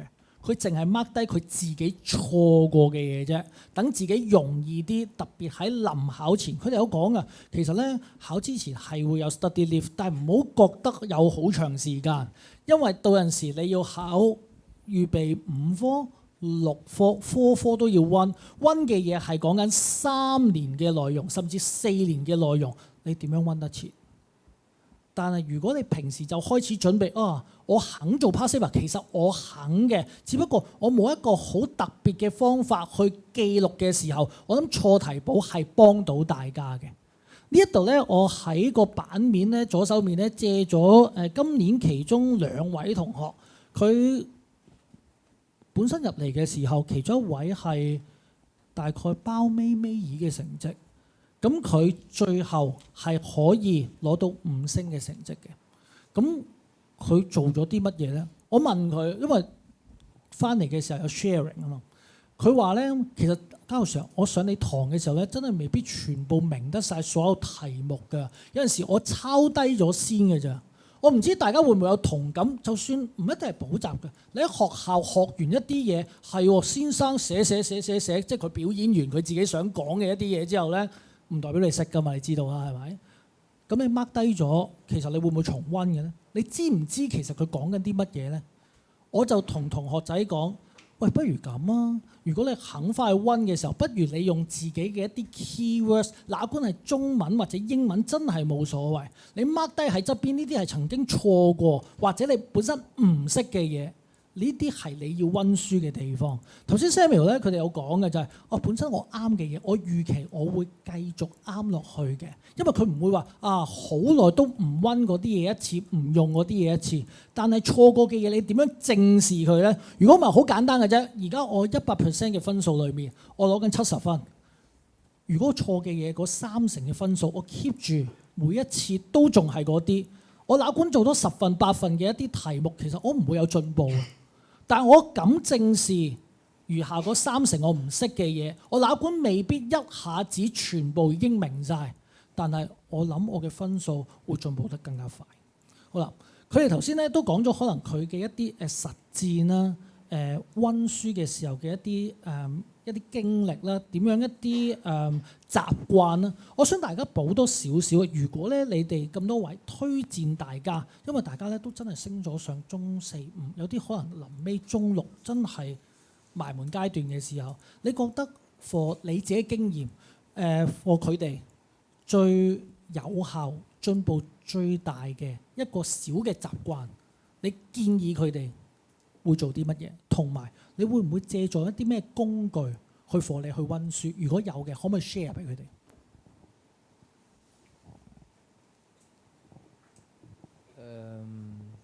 咁我覺得如果少嘅習慣咧，都係可以多啲運用啲碎片時間啦，即係係咯，即係例如你整本錯題簿咁樣，你喺啲空堂啊，或者你有時搭車啊，呢啲時間你就可以運用下去温翻啲內容啊，或者記少少嘢咁咯。咁如果講到工具嘅話咧，我自己係好中意用個鬧鐘去幫我温書，即係我會將我每一個温書嘅 period 咧斬到好細，因為咧我嗰個點講咧，我嗰個專注力好，即係我專注力唔係太好啦，咁咧就變咗我每温1個鐘咁樣，我就已經覺得好攰咯。咁我就會可能温1個鐘 set 1個鐘鬧鐘，咁我就俾我自己唞翻15分鐘先，跟住之後就再温咯。即係我覺得有時候係啊，好似啱啱都有講其實你温10個鐘啊，温12個鐘啊，但係你喺一個好攰嘅情況下温咧，其實係有啲得不償失，或者其實都冇乜用啦。反而你係真係好專心咁樣去理解下每一條題目啊，跟住之後背翻熟啲嘢，你唔使温好長嘅時間咧，你都會有一個好啲嘅效果咯。同時間你亦都唔使好需要經常翻去再睇翻嗰啲內容咯，因為你真係好認真温嘅時候，其實你好容易就已經記咗入腦咯。但係你拖長佢嚟做，你係搞到自己又攰啦，跟住之後你又唔能夠好精確咁樣去背晒所有嘢。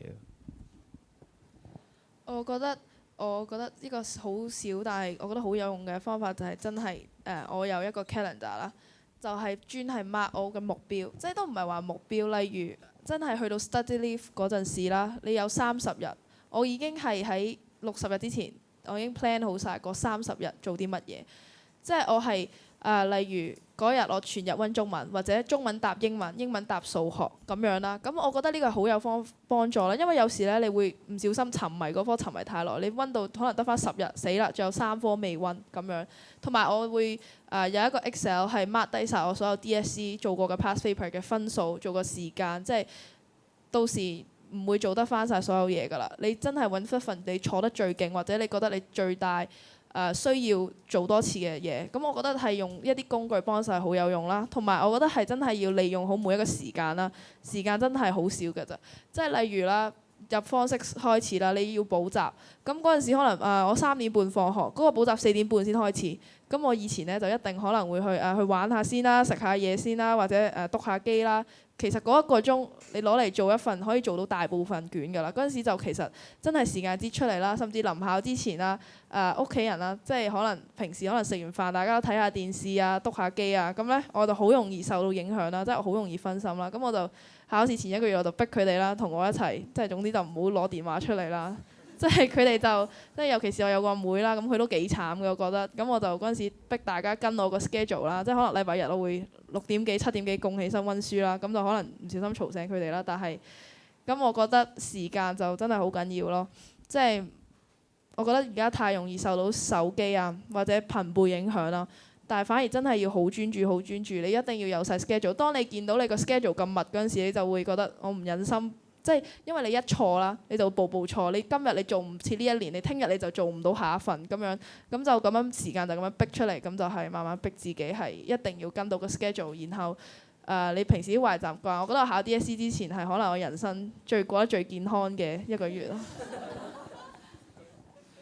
我自己嘅温書小習慣就係我 study leave 嗰陣時係每日朝頭早可能8點起身啦，跟住係做一份 MC 先咯，冇所謂嘅數學啊 physics chem 冇所謂，但係你每一日做一份 MC， 除咗一份 MC 包含晒所有嘅 topic 啦，仲要係你可以見到好多唔同嘅題型 ，which is 我覺得好重要啦，因為最近 DSE 好似玩緊嘢啦，佢係轉緊佢嗰啲出題方向或者係方式啦，咁就好需要我哋大家去做多啲唔同嘅種類或者係出題方向，咁而 MC 係俾到最多呢啲 choice 嚟咯，係所以盡量可能唔係 study leave 嘅，如果你係 form 4 form 5翻緊學，咁你咪每2-3日放學之後做一份 MC 咯，咁都可以係。咁佢哋都講過係善用時間啦。咁我自己善用時間嘅方式係有少少古怪，因為我自己覺得學校教得太慢。咁特別係中六嗰陣時候，其實我嗰陣時候中五嘅暑假啦，我係譬如將我將中六嘅嘢全部已經讀晒先，我自己一個人自學咗佢先。咁其實我去到中六嗰陣時候咧，我覺得如果喺呢度嘅學生都會覺得學校一定有啲好廢嘅阿 Sir 啦。咁一定㗎啦。咁我自己就即係所謂善用時間啦，我就係即係冇話特別要開個即係好一定要跟住嘅 schedule。咁我就既然你都喺學校冇得打機，又要坐喺度，咁你不如上堂，不如你又唔會翻學就翻學度，你就嘥時間。咁不如你上堂嗰陣時候，我會攞住補習嗰啲 past paper 啦，或者自己編出嚟 past paper。咁我真係上堂上啲唔想聽阿 Sir，咁我自己喺度做卷咁樣。或者可能你哋可能會補習社可能搞快啲咁樣，可能係俾一啲 paper 你開始做咁。其實我都會上啲好無聊嘅堂嗰陣時候，我自己已經開始做 past paper。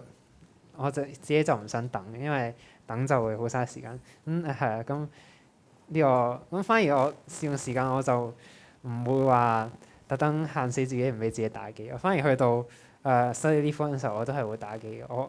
我自己都會間唔中睇下 IG 嗰啲，咁我唔會封自己手機。咁始終我覺得真係要休息嘅。DSE 係真係好大壓力。咁我喺考試之前啦，我都會即係起碼即係 study leave，雖然可能唔係對全部人都會 work 到啦。咁其實我自己都會開住部手機，起碼都有5-6個鐘。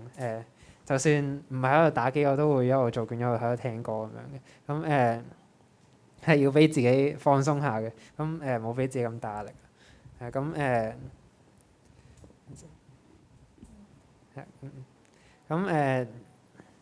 下先。第三樣嘢就係講 schedule 嗰度啦。咁我自己就唔係好中意，即係好似頭先咁講話即係一個月定晒我嗰日會做啲咩。反而我會嗰一日起身之後，我就會反而定咗自己嗰日我要完成啲咩，即係我一日即係嗰一日先至 plan 定嗰一日我會做啲咩。咁喺夜晚瞓覺之前，我就真係一定要做晒嗰啲嘢，咁我先會瞓覺。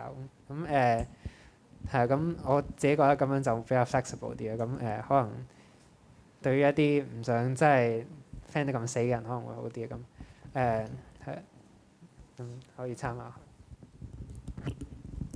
咁我就自己有用一啲 apps 嚟幫自己温書咁樣啦。咁我覺得係好有用啦。咁一開頭我就用 Forest 嘅，唔知大家知唔知啊？咁然後後尾我就係用 YPT 嘅。咁我覺得呢個 app 係幫得我超多㗎啦。咁佢就係會計住温書時間嗰啲類似嘅嘢啦。咁好似冇乜用，但係其實就好有用啦，我覺得。咁然之後同埋就係其實 YouTube 好多嗰啲即係 for DSE 考生嘅一啲 channel 啦。咁我都建議大家睇嘅，即係得閒嘅時候。咁因為我之前睇到有一個 YouTuber 佢講佢自己温書嘅 planning 點樣排法，咁我係參考咗佢嘅。咁嗰陣我就係 study leave 嘅時候，大概可能2個幾月啦。咁我係每日一科嘅所有 paper，即係嗰年嘅所有 paper，即係例如今日係數學咁樣啦，咁就數學嘅 paper 1同 paper 2就嗰日做晒，然後嗰日就對埋同埋睇自己錯咩。咁因為我 study leave 嘅時候就淨係做 past paper 嘅啫，我係冇打開本書嚟温嘅。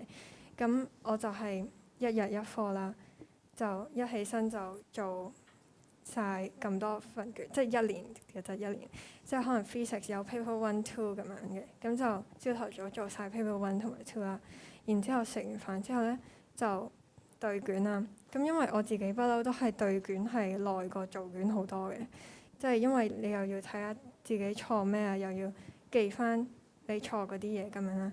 咁我就係不嬲都係，即係我成個 study leave 都係咁樣，就係朝頭早做卷，晏晝就對卷同埋睇翻錯嗰啲嘢啦。咁其實一日就係咁多啦。咁我就係每日一份啦，咁就係5科啦。因為我中文英文係唔係好理嘅啫，就4月我先嚟嘅，咁跟住所以就5科其實我就係啱啱好嘅，計埋我自己就有做埋 sample paper 同埋 practice paper 啦。咁但係我就覺得呢2份卷其實冇乜用啦。咁但係依家你哋應該係會多過我嘅卷嘅數量啦，因為我係考2024嘅咁樣啦。咁如果冇咗 practice paper 同 sample paper，其實應該都夠時間。咁我就係啱啱好一日一份，係啱啱好考之前嗰日我先係做前一年嗰份嘅。咁我知道好多人都係好早就開始做 by year 啦。咁我覺得係完全冇呢個需要嘅，我自己覺得，因為我覺得我錯嗰啲我係真係會記到嘅，同埋就係我之前一直都只係會做 by topic 啦，我係從來都唔會做 by year 啦。但係我好多同學都係中6就會開始做 by year 啦。咁但係因為我覺得 study leave 我唔知可以即係我覺得 study leave 我就係唔會温本書咯，即係操卷先係最重要咯。咁我就係覺得操卷呢一部分係最有效嘅，令到你成績提升得最多啦。咁我自己就留翻 study leave 嗰陣做嘅。咁呢個其實呢個方法係我參考一個 YouTuber 講㗎啦。咁所以我就覺得我都係唔會封閉自己嘅，即係我電話嗰啲我係冇彈過任何嘢嘅。咁同埋即係好多 IG account 都會有好多唔同人講，即係嗰啲貼題嗰啲嘢啦。咁我覺得都係有用嘅，全部都有用嘅。咁我都係成日睇嘅。咁同埋就係同你哋嘅朋友傾多啲偈啦。我覺得 study leave 嗰陣，咁因為你好緊張，其實你啲朋友都係好緊張啦。咁大家一齊緊張，其實就冇咁緊張啦。可以。咁所以我覺得用我自己就係用温書 app 啦，同埋我自己就係有呢一個嘅 study leave 嘅 plan 咁樣啦。咁大家都可以諗翻一個適合自己㗎啦，同埋就係同你哋啲朋友傾多啲偈咁樣，即係唔好好似好封閉、好慘咁樣啦，係啊。好，首先想講翻藍色褲嗰位同學，即係我好中意佢講嗰個朝早做翻份 MC 卷先。咁 MC 卷嘅好處佢講咗啦，我講翻朝早嘅好處啦。咁其實我哋考 DSE 係喺朝早考，其實8點半就開始嘅。老實講，你喺温書嗰段時間，8點半你瞓醒未呢？其實大部分應該都係未，我相信。咁所以你要習慣翻係你考 DSE 朝早就要開始用腦呢個習慣咯。同埋我自己就會再喺同朋友一齊温嘅時候，去多啲唔同嘅地方温，因為啱都有講到啦。其實到時候個環境呢係可以非常之惡劣嘅。即係隔離左右係五顏六色啊，大嘅有，瘦嘅有，甚至個場地都係臭嘅，都唔出奇嘅。咁呢，我當時自己考嘅時候呢，隔離嗰個係已經嘔落去我張台度㗎啦，唔知咩原因。咁仲要有人係瞓覺又扯鼻鼾咁樣啦。咁所以就係真係習慣得多啲惡劣嘅環境，先係可以比較冷靜咁做到嘢啦。之後再講埋阿 Samuel 話係諗下先。Samuel 話温書嗰方面啦。咁温書嗰方面咧，我係 Jenny 講温書嗰方面，即係佢係講 by topic 啊嘛。咁其實我自己就中意 by year 啦，即係好老實咁講，你嗰年 by year 你做完之後，我 let's say 你係攞5星或者5星星啊90幾%，咁我當你過一陣之後再做，你係咪全對先？嗱，你係咪真係全對先？你唔係，咁其實你真係仲有嘢唔記得啦。咁其實你就真係可以再揾翻嗰份卷，其實你之前係錯過啲咩？你試下再做多次，你係咪真係又啱翻喎？咁你呢個可以真係試下啦。咁之後我自己有個習慣嘅，咁啱有講到話可以利用咩工具啊嘛，咁就我會利用朋友啦。咁你唔好話工具先啦嚇。咁但係即係社交媒體其實你可以善用嘅。咁你可以同朋友一齊開翻個 group 啦，你哋一齊去 share 下你哋自己操卷嘅時候有啲咩問題係唔識嘅。咁其實我覺得好有用，點解呢？因為其實平時你唔係100%嘅空閒時間都係温緊書噶嘛。咁但係喺呢啲空閒嘅時間入面呢，你無啦啦收到朋友 send 咗一句話我估你哋唔識啦咁樣，咁其實係挑釁緊我啊，簡直係。咁所以你係可以借呢個短暫嘅動力，又可以做得翻一啲比較高水平嘅題目啦。其實你唔係份卷，你全部題目都唔識噶嘛。咁其實我哋做每一份卷都係想睇翻，其實我哋邊啲位唔識啦。咁有一班咁嘅朋友呢，就可以增加翻你温書嘅效率啦，就唔使次次都係成份卷成年嘅做晒，你先揾到你係唔識邊一 part 咁樣咯。大家聽到咧幾位同學咧佢分享嘅時候，有唔同嘅方法，因為真係唔同人有唔同合適自己嘅一啲方法。但係佢哋 share 咗嘅，唔知又幫唔幫你哋手？可能一啲小嘅工具，可能佢訂立自己嘅 schedule，或者係温書嘅時候，究竟應該做 by topic 定係 by year 嘅一啲 past paper 先呢？但係咧，我聽到咧頭先同學仔都會有講，做嘅時候。其實遠遠唔夠對嘅時候長時間，因為佢正視緊自己錯咗嘅嘢，唔好俾自己再錯，呢個先最緊要。唔係話有陣時你做咗10年、20年，甚至可能30年嘅 past paper 就代表你識。呢一個係希望大家正視一個問題。咁點解咧？我哋今日其實要有呢一個分享會咧，咁一嚟借助佢哋嘅經驗去俾翻大家去了解其實點樣考好一個 DSE。因為咧，我哋咧都見到早排嘅一個放榜嘅新聞喺呢度 ，Best 5 25分都入唔到，有啲同學就係有啲家長有噏頭。平時 Best 5 25分好多嘢揀嘅喎，而家 Best 5 25分有機會，可能佢太薄嘅，又咁樣講，可能佢 AMAT 嗰啲 Best 5 30分嘅全部都咁，佢最後冇得揀就冇辦法啦，係咪？咁但係咧，我諗大家更加應該要睇一樣嘢係。其實而家個競爭大咗，唔係淨係同本地生去競爭，仲有可能一啲內地生，個趨勢會更加明顯。點解呢？而家可能仲係大灣區啫，會唔會喺其他省市都有 DSE 去考？唔知。不過呢，考評局呢就澄清咗嘅。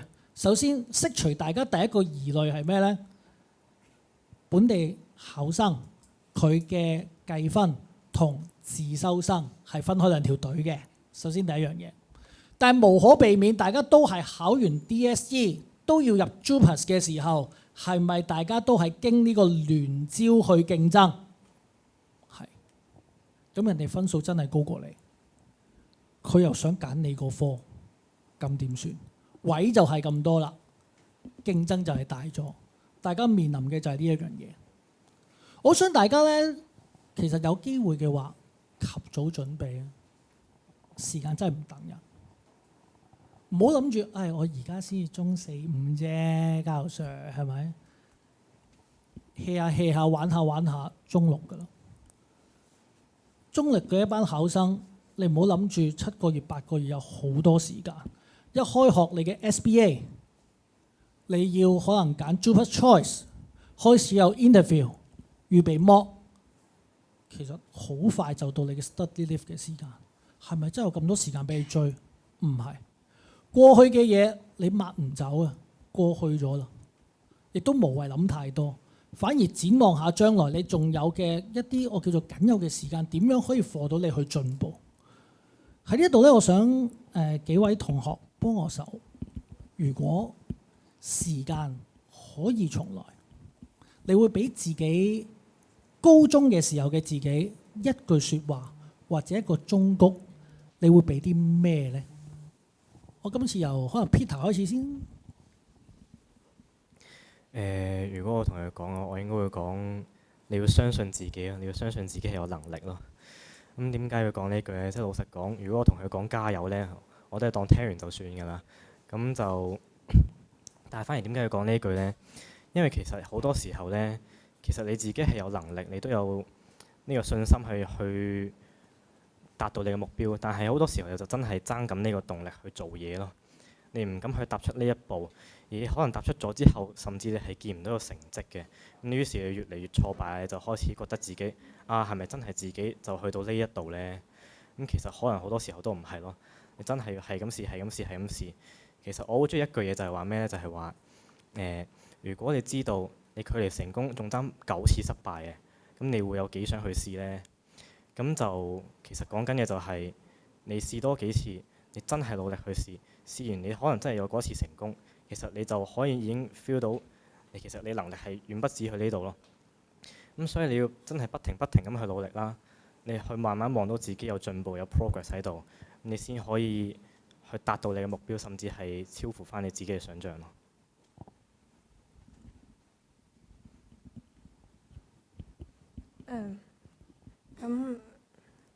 我就覺得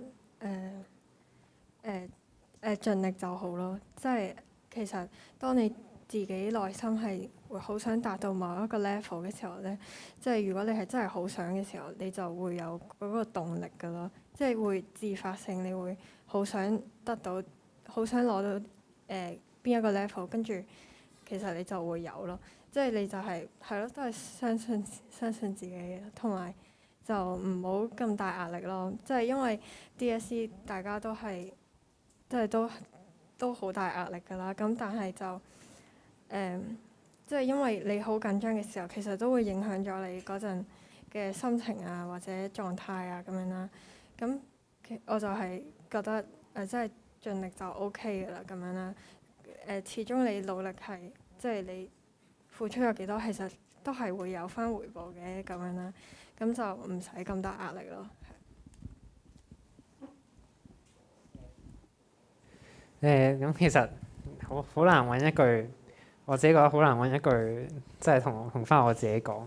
因為我自己諗翻起我考 DSE，其實我自己都有少少後悔。我自己覺得自己唔算考得特別好，即係以我有比較過，即係我自己考嘅成績同我即係我學校今年嗰屆即係考全級頭嗰幾名嘅成績，其實我比較過，我自己覺得自己考得特別差。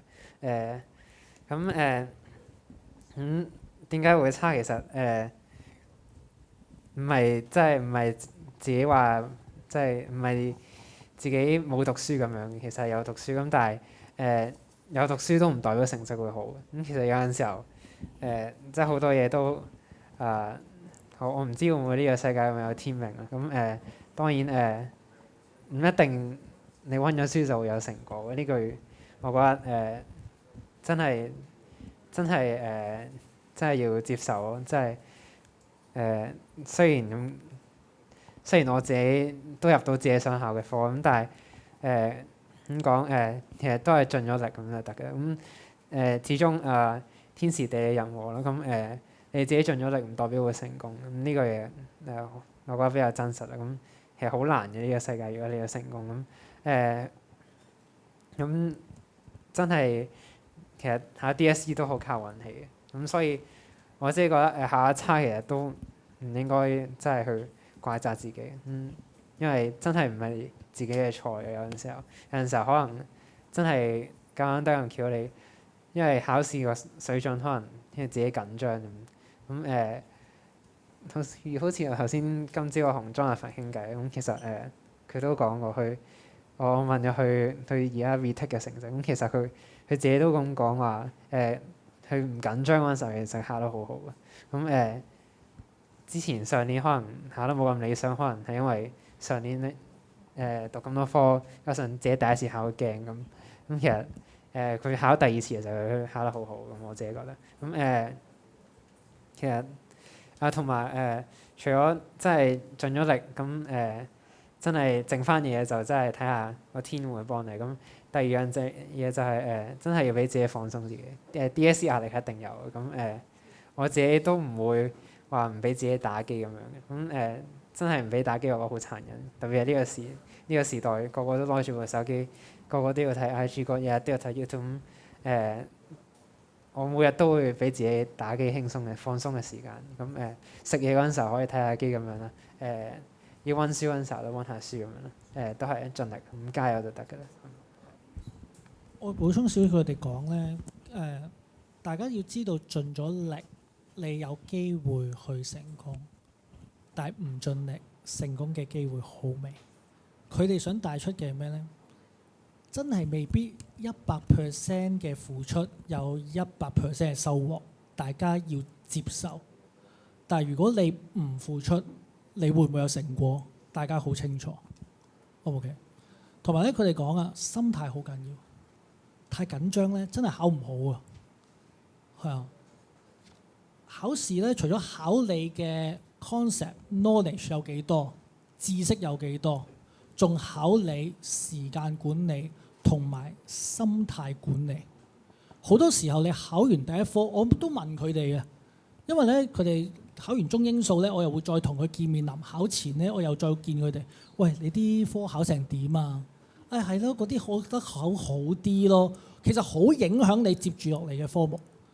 我都好想大家知道一樣嘢，考完一科過咗去啦，諗都冇用，不如花多啲時間喺嚟緊嘅一啲科目。但係講係咁講啫，即係都會影響㗎。我心入面係咁認住嗰條，我覺得我咁樣答咧會好啲咯，即係嗰啲咁樣。但係盡量要避免呢樣嘢，即係因為時間就係剩咁多 ，focus 喺嚟緊嘅科目，點樣仲可以再更進一步？呢個先更加重要。我可能就會同自己講唔好放棄呢4隻字，因為學得頭先 Jonathan 咁樣啦，佢都係由一開始嘅全級可能尾幾咁樣啦，去到最尾全級第6。其實家豪 Sir 都教過幾個例子都係咁樣啦，而我自己中文都係咁，由3最尾去到5星星咁樣啦。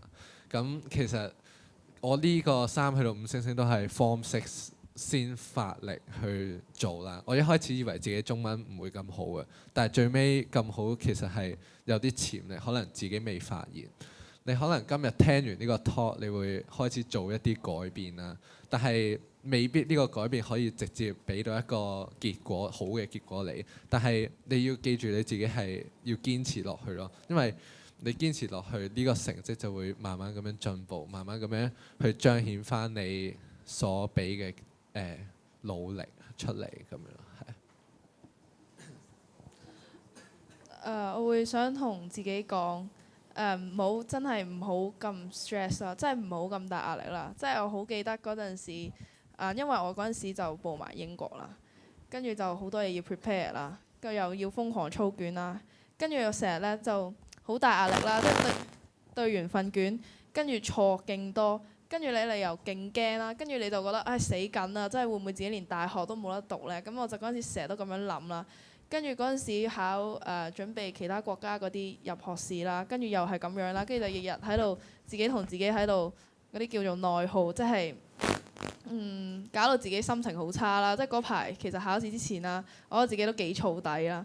跟住就可能好小事啦，就會令到自己好唔開心啦，即係咁喺度諗最差嘅情況啦。即係我相信大家都試過或者準備會經歷㗎啦，即係會覺得自己可能連大學都讀唔到啊，會唔會直接出嚟做嘢啊？咁樣其實真係諗過好多最壞嘅情況啦。但係其實好多時候呢啲係先係最影響自己咯。因為嗰陣時我考 Bio 同 Physics 之前啦，係唔知點解突然間入咗院啦，即係病到咁，跟住就。反而咁樣先係最影響，咁我就覺得係心態真係好緊要咯。大家就係覺得，有啲嘢其實我都覺得係順命運咯，即係有就有，冇真係就冇。我覺得就唔好咁大壓力咯。係啊，即係前面都講得七七八八，係咯，即係我嗰陣都係我第2次考就比較輕鬆咯，個人就。咁就都好過第一次好多。反而第一次嗰陣，因為我成日覺得自己 cam 係比較好咧，我就好驚啦，成日都。咁最後結果都係得個 level 5咯。但係反而第2次我即係叫做放鬆我自己，就考得好啲咁。